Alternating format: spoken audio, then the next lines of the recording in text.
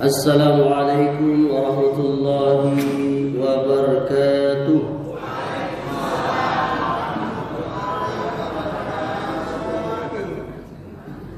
Innal hamdalillah nahmaduhu wa nasta'inuhu wa nastaghfiruh wa na'udzu billahi min shururi anfusina wa min sayyiati a'malina. Man yahdihillahu fala mudilla lahu wa man yudlil fala hadiya lahu wa asyhadu an la ilaha illallah wahdahu la syarika lahu wa asyhadu anna Muhammadan abduhu wa rasuluh sallallahu alaihi wa ala alihi wasallam. Ayahanda dan ibunda serta saudara dan saudariku jamaah subuh Masjid Al-Furqon Kampar Kota Bengkulu yang saya cintai dan saya muliakan. Salah satu hak yang menjadi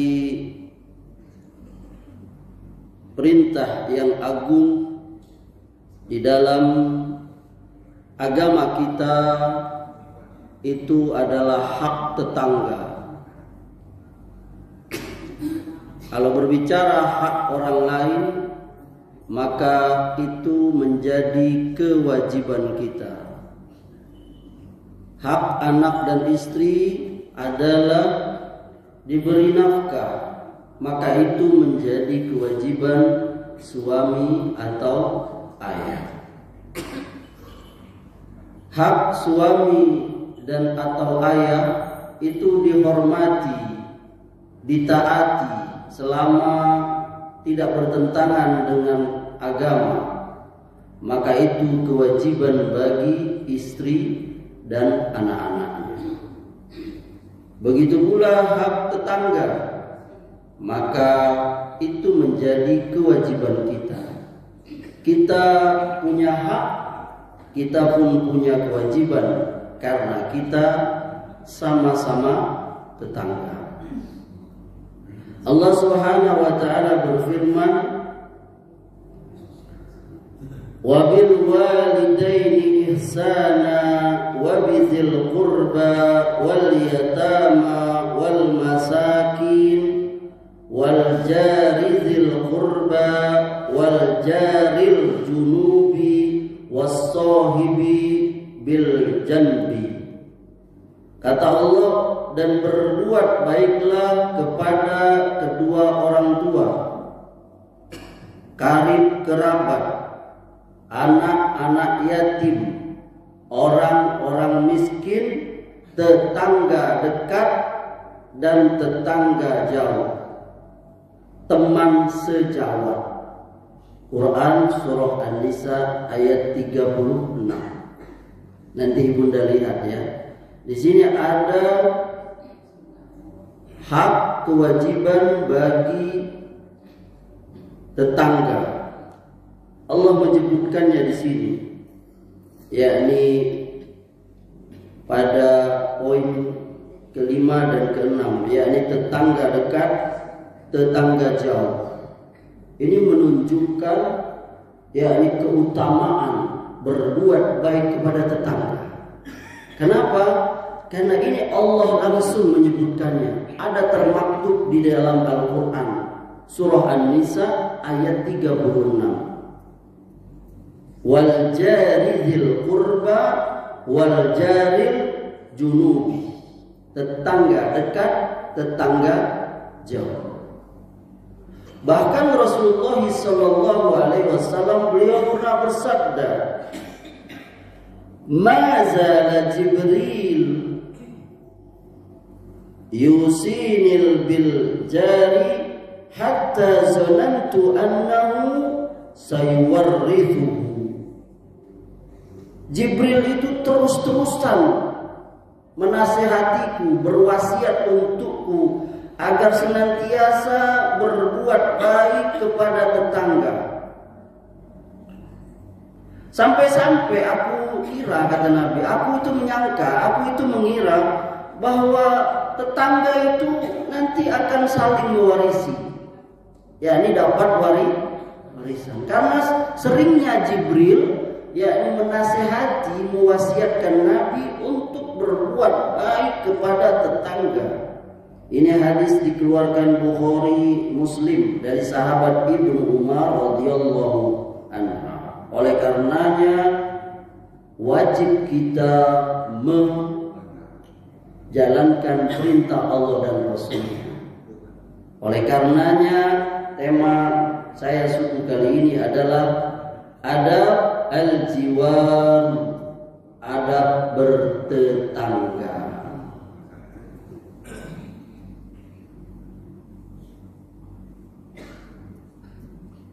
Adab bertetangga. Apa maknanya bertetangga? Apa tetangga itu definisinya Ustaz?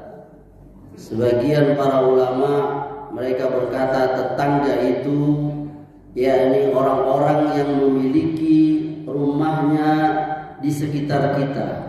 Ada yang berpendapat 40 rumah dari kita itu tetangga kita. Ada yang berpendapat seperti itu. Dan ada pendapat-pendapat yang lain. Kalau kontemporer mungkin kita bisa perkecil mungkin 1 RT. Itu tetangga mungkin ya. 1 RT berapa kakak? Beda-beda ada ketua RT sini. Ada ketentuan jumlah kakaknya atau tergantung luasnya. Saya juga nggak tahu, belum pernah jadi ketua RT. 2 kali, 3 kali diminta jadi RT, saya angkat tangan, menyerah saya. Karena saya nggak siap tengah malam dibangunin. Ya ini gara-gara ada suami istri berantem. Semoga Allah merahmati para bapak-bapak ketua RT.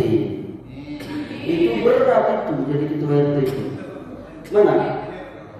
Iya, Masya Allah. Berat jadi ketua RT itu. Tanggung jawabnya, amanahnya.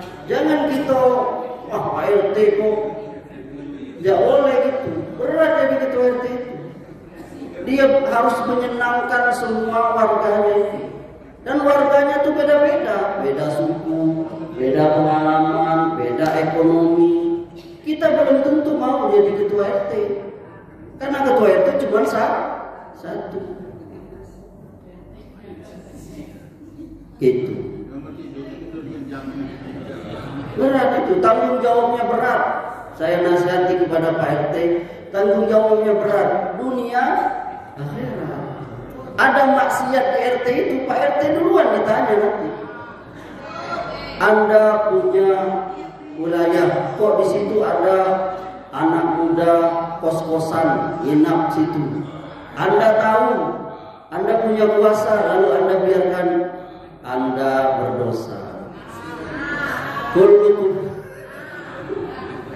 sabar ya, saya ikut orang. Ibu-ibu ini baik, cuma calonnya aja. Kullukum ra'in wa kullukum mas'ulun an ra'iyati. Setiap kamu akan diminta, setiap kamu pemimpin, dan setiap pemimpin akan diminta tanggung jawab. Makin tinggi levelnya, makin berat tanggung jawabnya. Jangan dikira jadi pemimpin itu enak, berat. Umar bin Khattab dia di Madinah. Apa kata beliau? Kalau ada orang jatuh di Kufah, Kufah itu di Irak, berapa jauhnya Madinah Irak? Gara-gara lubang jalan bolong, lalu dia jatuh situ. Umar berdosa. Bayangin pemimpin zaman dulu. Kita sekarang banyak lubang, orang ada yang pecah kepalanya. Bukan pemimpin sini, pemimpin sana. Konoha. Itu berat. Tapi kalau dia berhasil, pahalanya besar. Kita pemimpin diri kita sendiri. Kita dipemimpin. Ada orang malas mandi, itu bukan pemimpin dirinya. Jamaah Masjid Al-Quran ada yang malas mandi. Itu Anda nggak berhasil jadi pemimpin diri sendiri. Kita pemimpin rumah tangga. Seorang suami, seorang istri itu pemimpin di dalam rumah tangganya. Ar-rijalu qawwamun 'alan nisa. Laki-laki itu pemimpin bagi wanita. Anda akan diminta tanggung jawab, wahai suami, wahai bapak. Ibu juga akan diminta tanggung jawab. Wanita itu pemimpin di dalam rumahnya, dia akan diminta tanggung jawab. Kenapa kau masak kering-kering terus ini?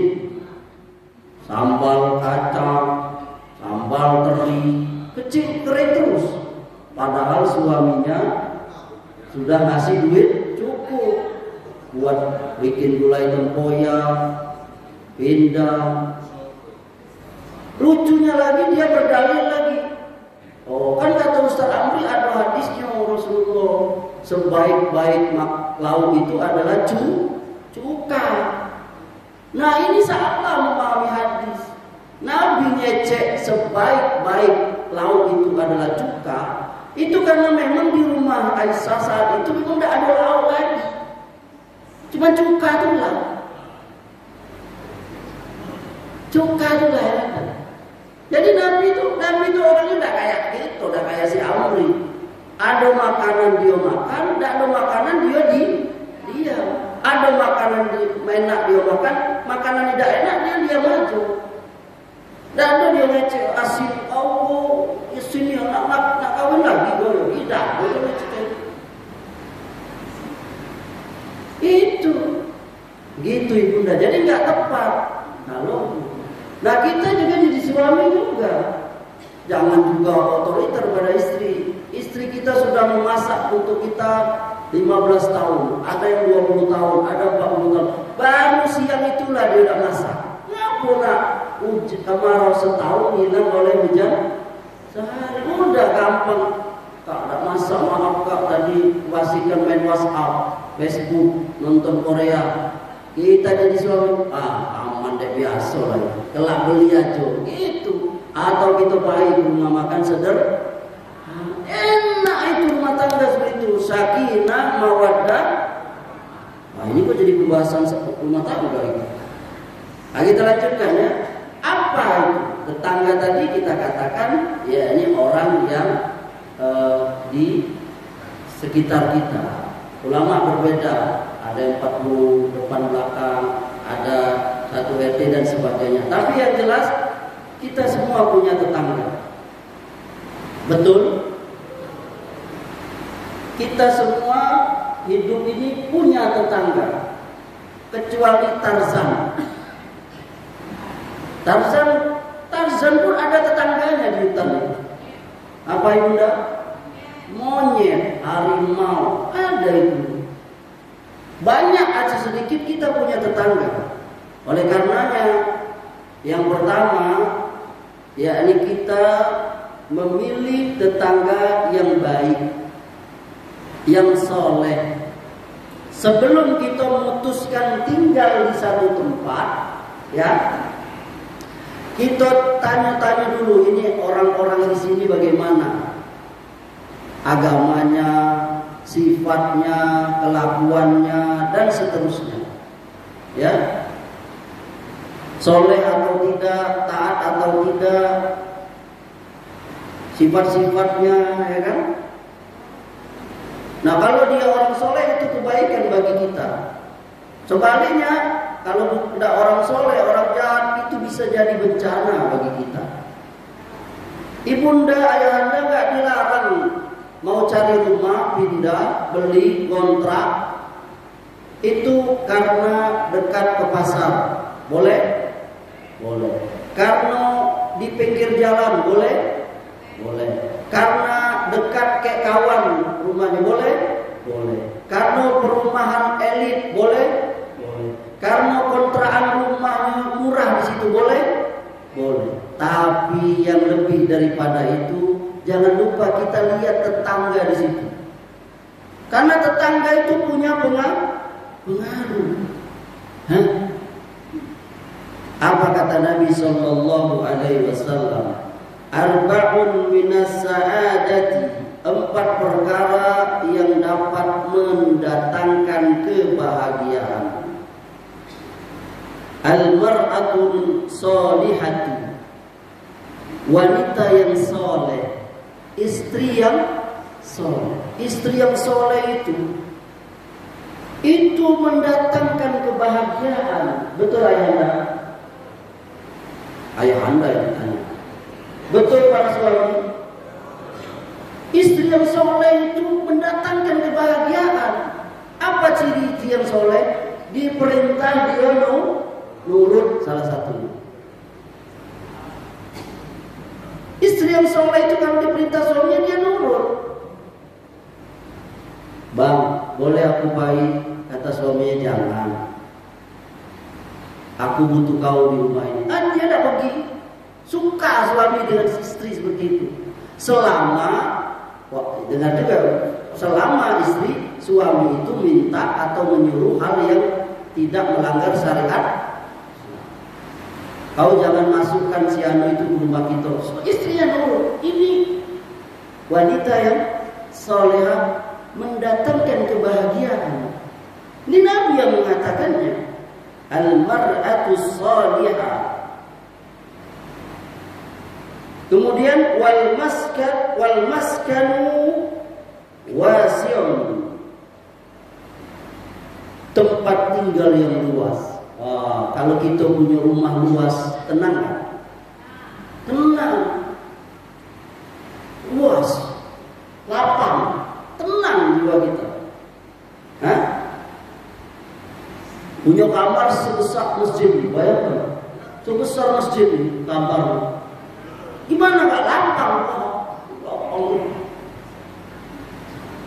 Kemudian wal jarus salihu, tetangga yang soleh.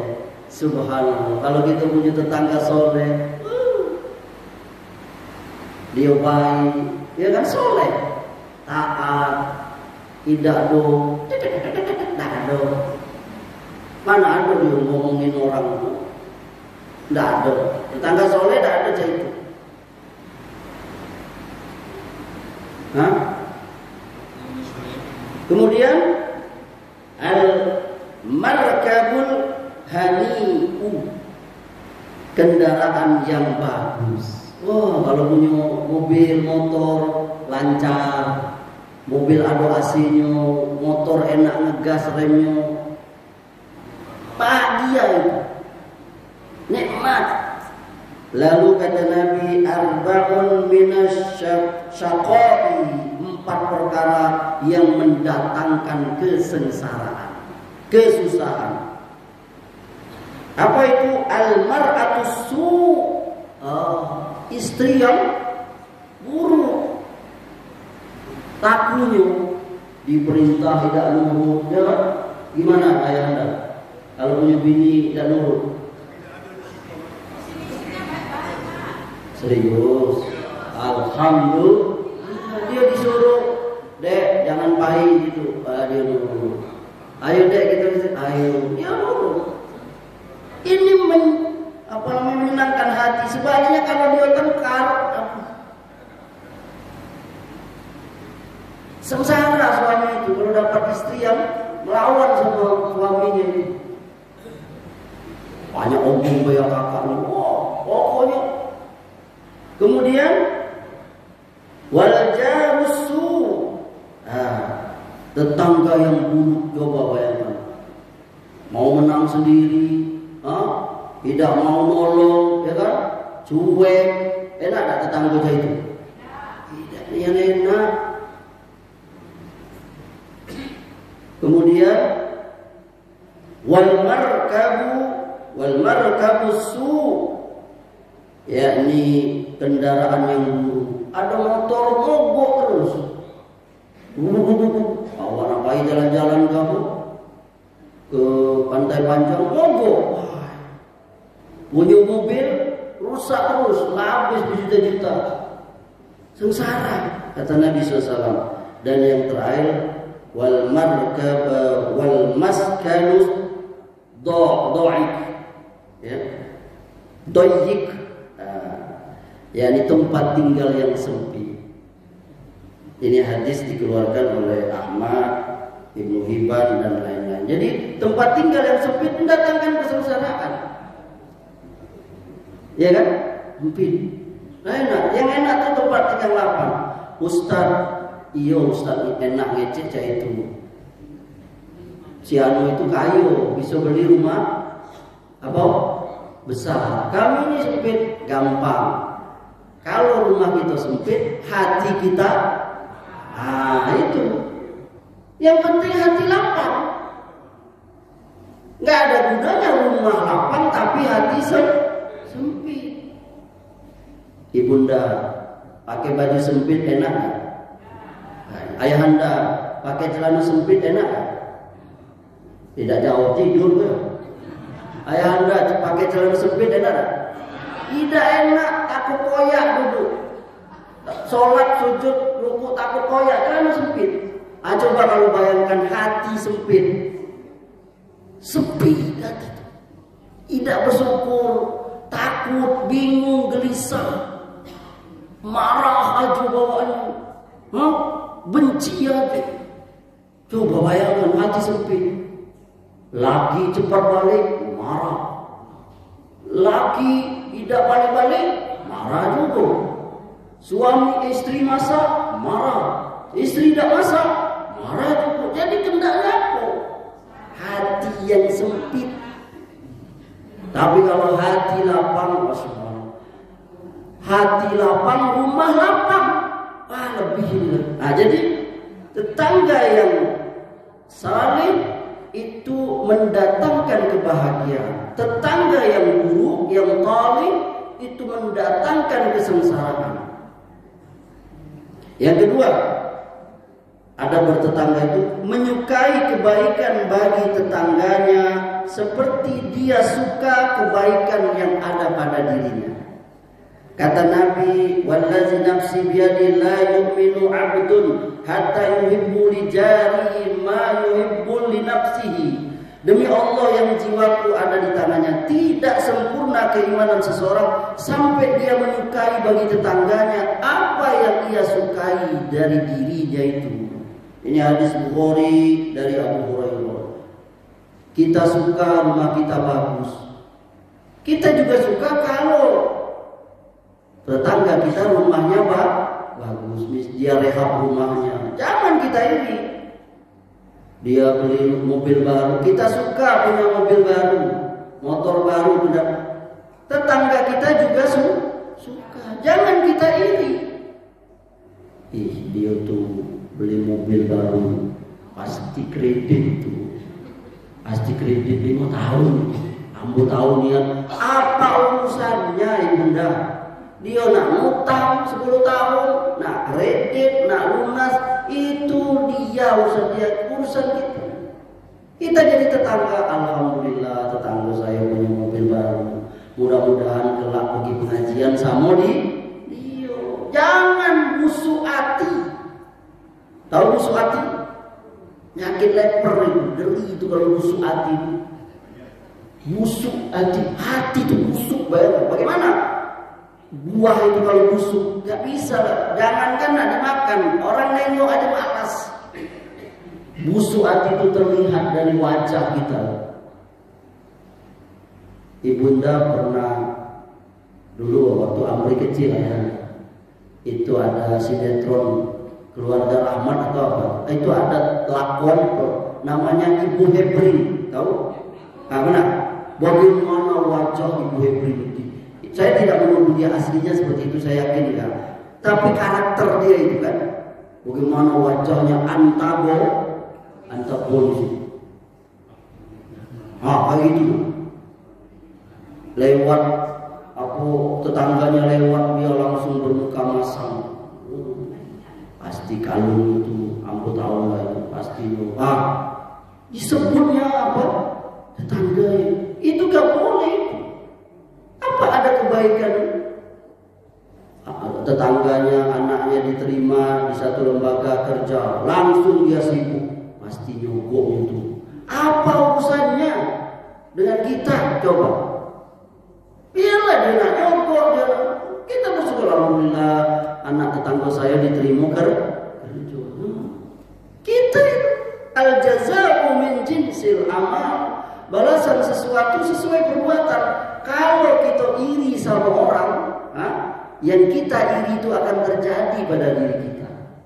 Kalau kita suka ngomongin orang ibunda, kita akan diomongin orang di majelis lain.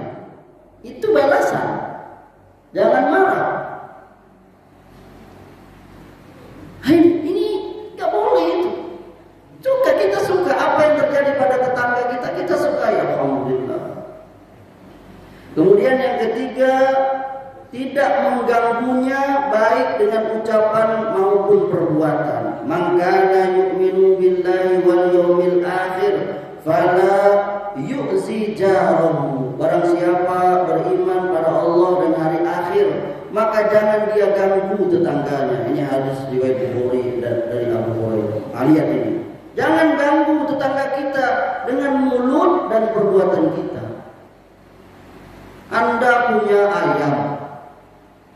Ini kita rumah bukan di kampung ya. Rumah di lalu ayam Anda lepas. Lalu ayam itu kan dia tidak berakal. Dia udah ada nak pekol, nak ciri itu cari WC dulu. Ada ayam? Ayam cari WC dulu, nak ciri ada tak? Tidak, dia ciri di mana aja, di teras orang, di kursi orang. Anda yang punya ayam berdosa. Kalau Anda tahu, Anda biarkan. Coba bayangkan. Ada tetangga sini melihara ayam? Ingat, Anda itu. Coba Anda di posisi itu. Kalau sampai tetangga kita ngomong mengutuk, maaf ya kalau ada tetangga matilah misalnya, gara-gara ciri ayamnya ada di meja tamunya, di teras, di kursinya, di lantainya tiap hari dia. Boro-boro mau dikasih seekor 2 ekor kalau nak lebaran itu ayam seekor, ya kan? Boro-boro minta maaf aja dah. Jangan. Air comberan kadang jadi masalah itu. Tetangga ya kan? Air cucuran apa? Atau coba kita lihat ya, air kita kena, apalagi yang rumahnya apa? Dempetan. Ini harus jadi perhatian kita kaum muslimin. Ini Allah yang memerintah, Nabi. Kita punya pohon rambutan, buah-buahan. Coba kita lihat rantingnya tuh ada nggak jatuh ke tetangga itu? Daunnya tuh nyangkut di apa? Di atap tetangga itu sampai bersarang sih. Daun-daun itu penuh. Coba kita seperti ini. Nggak boleh. Jangan kita ganggu tetangga kita itu dengan ucapan ataupun perbuatan kita. Mutar kaset, mutar musik, ya kan? Jangan. Kita punya hak mutar, boleh. Tapi tetangga kita punya hak juga ya. Jangan diganggu telinga. Anda boleh mutar kuat-kuat itu, tapi jangan keluar dari apa? Rumah. Cukup Anda kalau tidak pakai headset atau di kamar pakai peredam. Jangan sampai 10 rumah. Siapa tahu tetangga kita tuh ada yang sakit, ada yang semalam begadang, dia jago malam nak tidur, ada anak bayi. Coba lihat. Ini kadang jadi masalah di dalam bertetangga. Betul? Apalagi yang bedengan. Jangan. Ini bedengan apa tuh? Apalagi di Jakarta. Jakarta tuh sebagian manusia punya mobil tapi tidak punya garasi. Ini jadi masalah kadang. Karena mengganggu jalan umum, dia parkir sampai ada kemarin tuh viral di mana. Di jalan umum dijadikannya garasi. Suruh bongkar itu, orang ribut. Coba. Ini harusnya kita sadar di diri kita ini. Ini nggak mudah tahu perbuatan saya ini. Itu contoh-contoh ya, banyak kalau mau kita kasih contoh. Nanti silahkan curhat, ada contoh yang bisa. Dari air, berapa banyak di Jakarta itu air sumur itu, air sepiting tetangga masuk ke sumur dia ya kan, karena terlalu dekat misalnya dan sebagainya. Ini persoalan-persoalan. Kemudian yang keempat, selalu berbuat baik kepada tetangga. Kata Nabi, barang siapa yang beriman kepada hari akhir, hendaklah ia berbuat baik kepada tetangganya. Barang siapa yang beriman kepada Allah dan hari akhir, hendaklah dia memuliakan tamunya. Barang siapa yang beriman kepada Allah dan hari akhir, hendaklah dia yang berkata baik atau dia diam. Lihat, barang siapa yang beriman kepada Allah dan hendaklah ia berbuat baik kepada tetangganya. Pada tetangganya. Ini Nabi loh. Dan ini nggak disebutkan mau tetangganya Muslim atau tetangganya orang non Muslim. Nggak disebut orang Jawa atau orang mana, orang Jambi atau orang Bekasi dan seterusnya. Enggak, pokoknya tetangga. Nanti ada tuh adab-adab tetangga non Muslim, adab-adab tetangga sesaudara dan seterusnya. Tapi kita disuruh berbuat baik, selalu berbuat baik kepada tetangga. Ustaz, iyo kalau tetangga tuh baik, betul?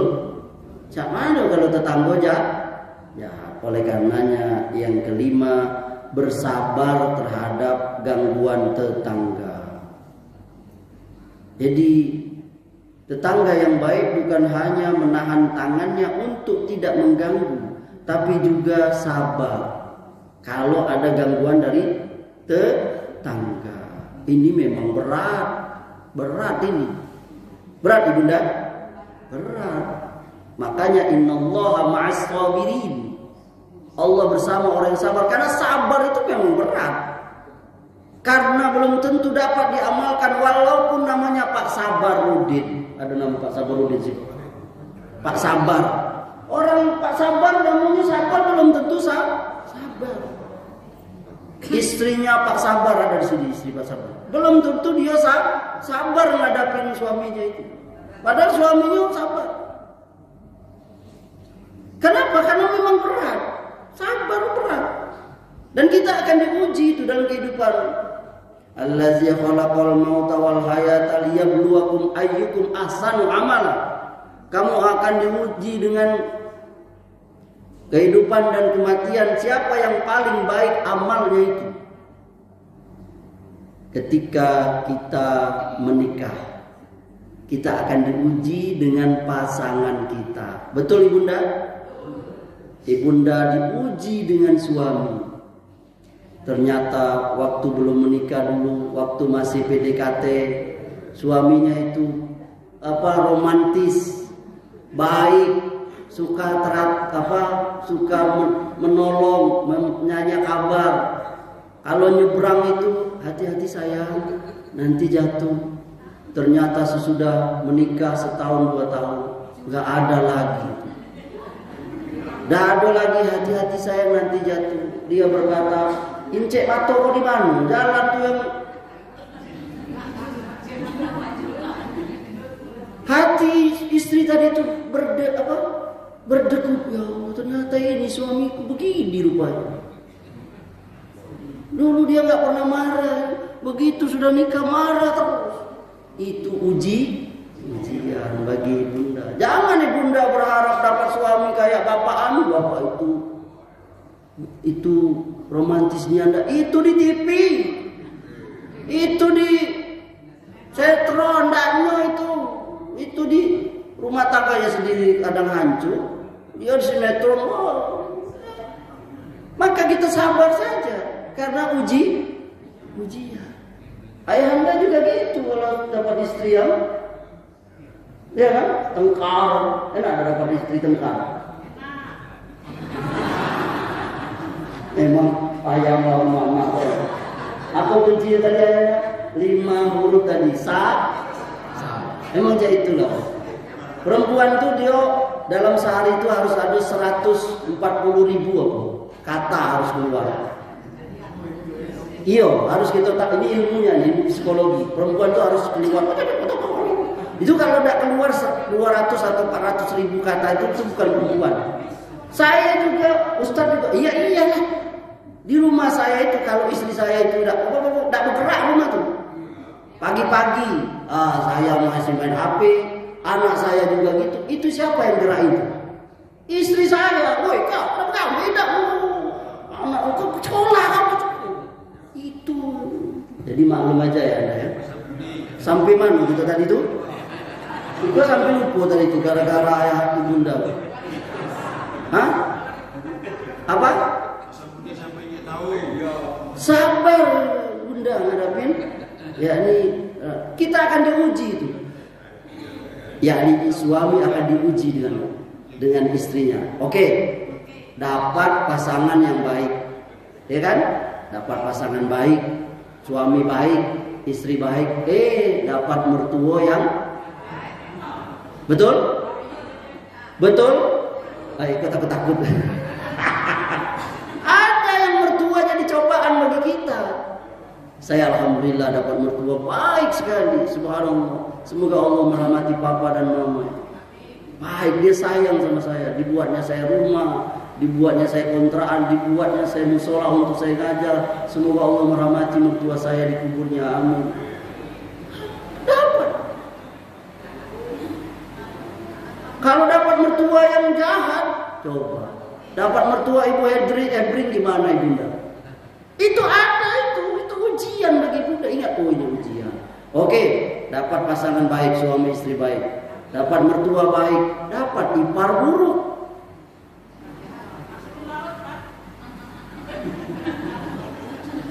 Dapat ipar, karena ipar bisa jadi, iya kan? Ipar iri, ipar nak menang, itu cobaan bagi kita. Oke, dapat pasangan baik suami istri, dapat mertua baik, dapat ipar baik, apa? Dapat anak yang enggak durhaka. Itu ujian. Anak 10, enggak semuanya itu baik. Itu ada yang buruk, ada yang nyemelo ya bahasa Inggrisnya. Benar, agak beda. Kuncinya apa sabar ibunda. Jangan ibunda jadi ibunya maling kundang. Selama ini kan kita maling kundang itulah yang buruk. Emaknya juga buruk itu. Jangan langsung doain anak buruk. Jadilah kau batu, jangan. Matilah kau, jangan. Doakan dia baik-baik anak kita itu. Itu ujian bagi kita. Kita belum apa-apa. Nabi Nuh itu orang apa lagi? Nabi diuji oleh anaknya. 950 tahun dia dakwah. Cuman 5 atau 8 orang yang ikut. Selebihnya binatang naik kapal itu. Anaknya sendiri gak mau. Naiklah anakku, kau tidak akan bisa berenang. Kata anak, aku akan berenang ke gunung itu. Katakan anak. Coba lihat. Apa marah-marahmu juga? Woi, konon mati kau kaget? No, tidak. Nu sabar aja. Walaupun akhirnya Allah takdirkan. Jadi kita sabar. Oke, dapat pasangan suami istri baik, dapat mertua baik, dapat ipar baik, dapat anak soleh. Kita diuji dengan tetangga. Ingat, ujian dunia ini ujian. Kemudian yang keenam, memberi tetangga makanan, apalagi kalau dia miskin. Ya, apa kata Nabi SAW? Laisal mu'minu billadhi yashba'u wajaru jasi'un ila janbihi. Bukanlah mukmin orang yang kenyang sementara tetangga di sampingnya kelaparan. Ini hadis riwayat Muslim. Anda yang makan 3 kali sehari, coba lihat di rumah tetangga kita tuh. Siapa tahu ada yang susah makan, 3 hari belum makan, bukan karena dia sakit, tapi dia gak ada. Berdosa kita kalau kita tahu. Bahkan lihat, biasakan kita mendidik anak kita itu ibunda. Kalau dia bawa makanan keluar, kasih dia. Kalau lihat kawannya ada berapa orang, kalau dia 3, kasih 3, kasih 4, 1 untuk orang kita, 3 untuk temennya. Ajari anak itu berbagi. Jangan diajari anak ini jangan kasih kawan orang, jangan kasih. Anaknya malah diajar pelit. La ilaha illallah. Ini ajaran untuk berbagi. Kita juga lihat tetangga. Ini kata Nabi, bukan seorang mukmin yang dia kenyang tapi sementara tetangganya kelap. Berarti ada kepedulian. Betul Pak RT? Betul. Rasulullah bersabda, "Iza tabahu ahadukum qidran fal yuqsir maraqaha, thumma liyunawil jarahu minha." Kalau salah seorang dari kalian masak makanan, maka perbanyaklah kuahnya, kemudian kasih kepada tetangganya. Ini perumpamaan. Bukan kita kasih kuahnya aja. Tapi tergantung kebiasaan. Kalau memang kita biasa kasih kuah juga tidak masalah. Karena mungkin zaman dulu kuah itu sudah mewah. Betul ya Ayahanda? Saya pernah ngisi di masjid mana tuh, masalah kehidupan lah. Saya bilang nikmat kita sekarang ini subhanallah. Ayahanda kecil tahun berapa? Tahun 40-an. Kenapa di pelosok itu? Sudah ada nggak Indomie 30 rasa? Mana ada itu? Yang paling pade itu cuman telur. Masa pulau paling mewah itu pun kami 6 beradik, telur 1 itu dibagi. Nah bayangkan, kita sekarang nikmat kita itu apa? Indomie aja sudah 30 rasa. Nak makan rendang tinggal beli Indomie, nak makan soto tinggal beli Indomie. Nikmat kita banyak. Maka kalau memang biasa berbagi kuah ada masalah. Tapi di sini ada isyarat. Bukan berarti kita kasih kuah saja, enggak. Kita bagi. Kalau kita pergi kemana, ke Jogja atau ke Semarang ya, yang ikan bandeng yang tulangnya bisa dimakan tuh. Sebarang kita bawa, lumpia. Kita ke Padang, kerupuk jange, betul. Kita ke Palembang, PMP, bawa oleh-oleh untuk tetangga. Kata Nabi, saling memberi hadiahlah kamu, niscaya kamu akan saling mencintai. Ini perhatikan untuk wanita, pesan Nabi. Kata Nabi, ya nisa al-muslimati, wahai wanita muslimah, jangan kalian meremehkan pemberian kepada tetangga meskipun hanya kaki kambing. Lihat, kaki kambing itu bagian tubuh yang paling sedikit daging. Tapi jangan dianggap remeh. Biasanya ibunda, kalau ibunda kasih tetangga itu dalam piring, apalah itu? Biasanya dia membalikkan piring itu apa? Ada di sini. Itu karena memberi hadiah itu saling mendatangkan kecintaan itu. Oleh karenanya jangan kita nggak bisa hidup sendiri di dunia ini, bunda ya anda. Kita banyak tetangga keluarga kita. Kalau kita sakit tengah malam, jam 2, jam 1, siapa yang nolong pertama kali? Tetangga yang sedang Assalamualaikum, mampu sakit perut, tolong antar bangun tetangga kita tuh. Kalau kita baik sama tetangga kita, nya lagi tidur bangun dia, keluarga kita jauh, nggak mau. Maka baiklah sama tetangga itu. Rukunlah wahai jemaah tetangga Masjid Al-Furqan Kampar. Allah merahmati kita. Jangan saling dengki, saling iri. Ini agama kita menyuruh kita. Sampai kalau ada tetangga kita minta tolong sebentar nyenderkan kayu di rumah kita, Nabi menyuruh. Jangan seseorang melarang tetangga menyandarkan kayu pada dinding rumahnya. Jangan kalau dia sebentar ya aku nyenderkan kayu atau apalah. Jangan kita boleh, jangan. Kalau tetangga kita naruh bahan barang bangunan sebentar karena ada tempat di rumahnya, kita nanti butuh juga, ya kan? Ada tetangga kita hajatan, dia numpang untuk parkir apa? Itu. Jangan jadi orang yang pelit, kedekit, buntut kasiran. Jangan. Itu karena kita juga akan butuh itu suatu saat.